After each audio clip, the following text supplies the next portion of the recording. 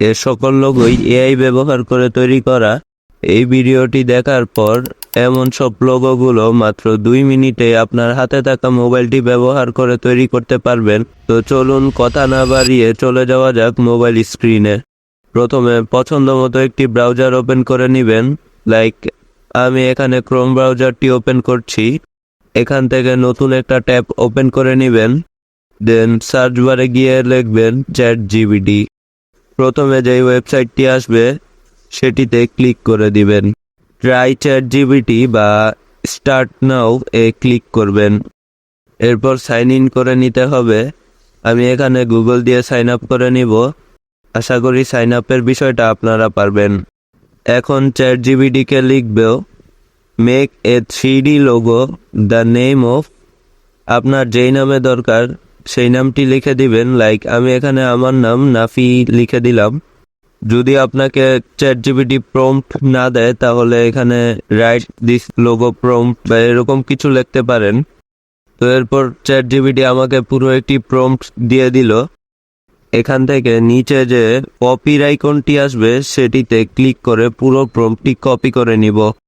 দেন নতুন একটি ওপেন করে সার্চ বারে গিয়ে লিখব আইডিওগ্রাম। এরপর আইডিওগ্রামের যেই ওয়েবসাইটটি আসবে সেটিতে ক্লিক করে দিব। এরপর গুগল দিয়ে লগ ইন করে নিতে হবে। এই ব্যাপারটি আপাতত স্ক্রিপ্ট করলাম।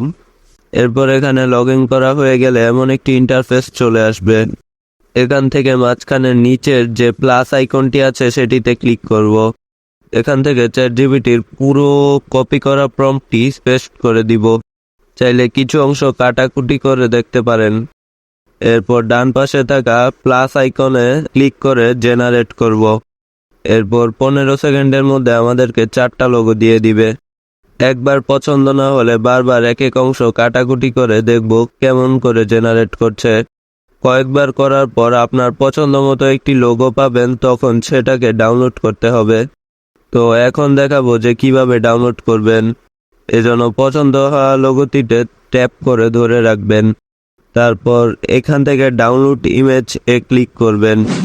হ্যাঁ, অবশেষে আমাদের লোগোটি তৈরি করা কমপ্লিট। আর আপনারা যদি এরকম লোগো বানানোর ভিডিও চান তাহলে কমেন্টে জানিয়ে যাবেন। ভিডিওটি ভালো লাগলে লাইক করবেন, চ্যানেলে নতুন হলে সাবস্ক্রাইব করবেন। ভিডিওটি দেখার জন্য ধন্যবাদ।